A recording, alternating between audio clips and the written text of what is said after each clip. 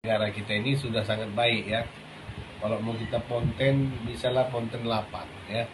Kalau ponten 9, 10 kan terlalu tinggi.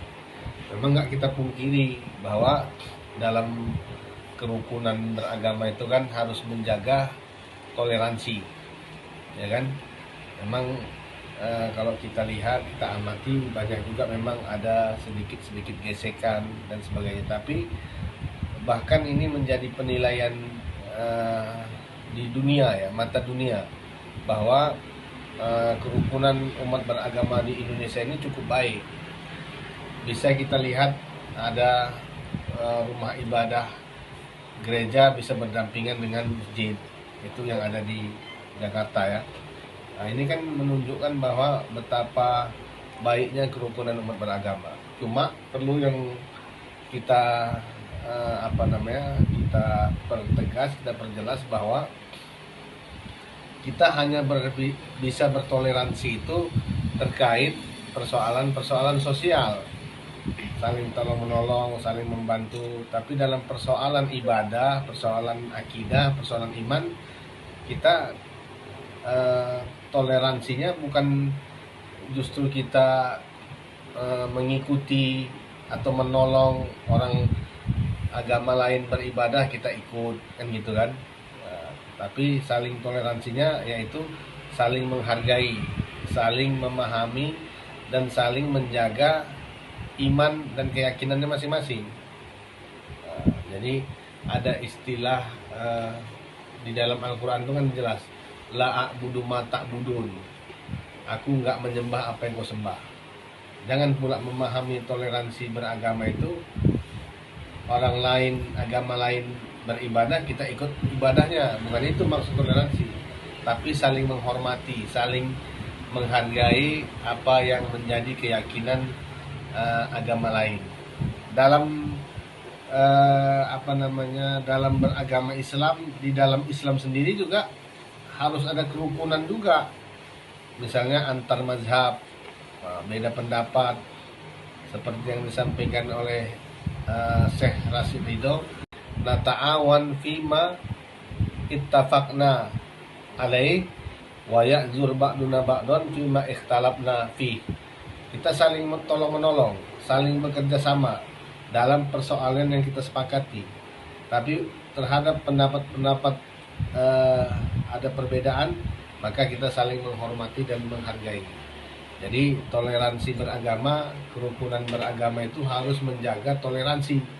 Nah, toleransi itu ada dua. Pertama, toleransi yang berkaitan dengan sosial.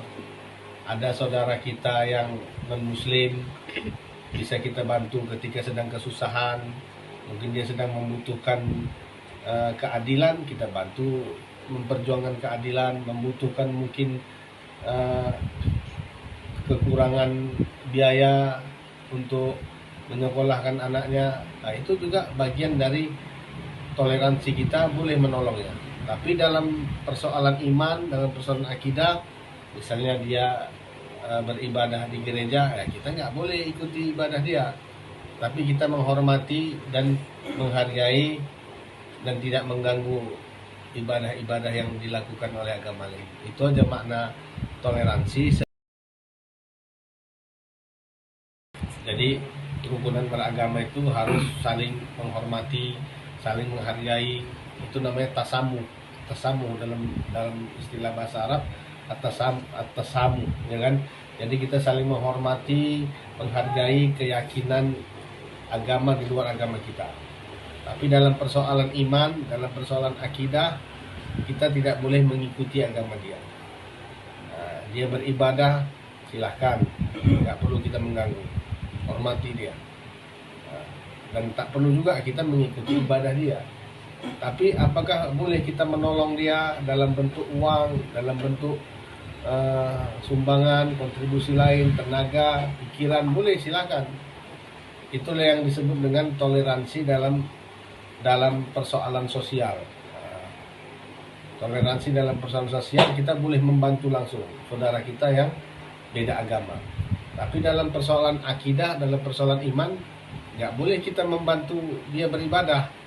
Misalnya dia ibadah di gereja, kita ikut, dia berdoa, kita ikut kan gitu dalam konsep ritual dia, Nah, jadi toleransi itu terbagi dua, toleransi dalam perspektif sosial dan toleransi dalam persoalan akidah. Kalau dalam sosial boleh kita ikut bersama dia, apakah kita kerjasama jual beli, apakah kita membantu sesuatu yang bisa meringankan beban dia. Tapi dalam persoalan akidah kita hanya bisa menghargai, menghormati keyakinan dia. Misalnya dia beribadah, kita nggak boleh ikut ibadah dia, tapi kita menghormati ibadah dia. Nah, itu dia. Kalau itu terjadi, sehingga akan terjadi sebuah kerukunan beragama di tengah-tengah masyarakat kita di Indonesia.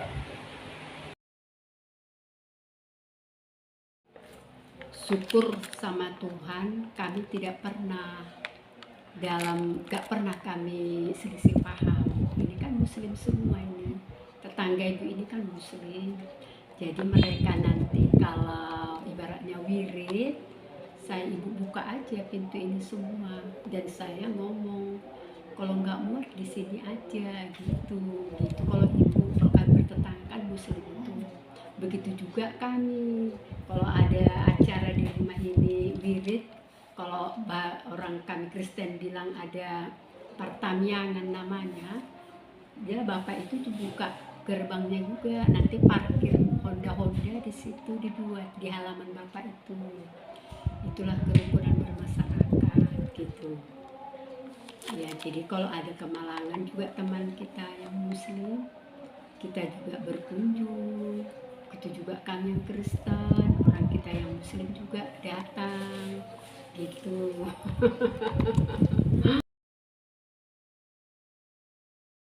Jadi masing-masing umat itu harus menjaga kerukunan umat beragama itu. Yang pertama sekali yaitu menjaga saling hormat menghormatin, saling meyakinin, saling menghargain.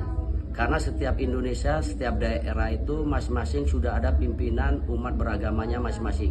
Maka peran serta juga masing-masing umat beragama, masing-masing setiap orang yang umat beragama itu ada peran sertanya, orang-orang yang untuk diduduki untuk pesertaan tokoh-tokoh agama. Maka disitulah peran serta juga tokoh-tokoh agama, baik itu di daerah, baik itu daerah provinsi ataupun pusat, maka dia harus ikut turun untuk menjaga kerukunan umat beragama, terkhusus di daerah, khususnya juga di Indonesia. Peran pemerintah dalam menjaga kerukunan umat beragama ini berdasarkan Undang-Undang tahun 1945. Dalam hal ini dikatakan bahwa pemerintah Republik Indonesia memiliki peran penting dalam menjaga dan menjamin kerukunan antar umat beragama.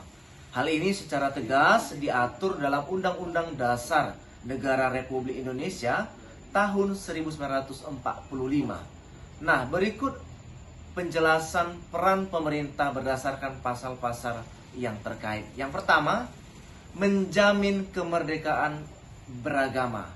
Dalam hal ini, pemerintah wajib melindungi hak setiap warga untuk memeluk agama dan menjalankan ibadah sesuai keyakinan masing-masing tanpa sikap diskriminasi atau tekanan.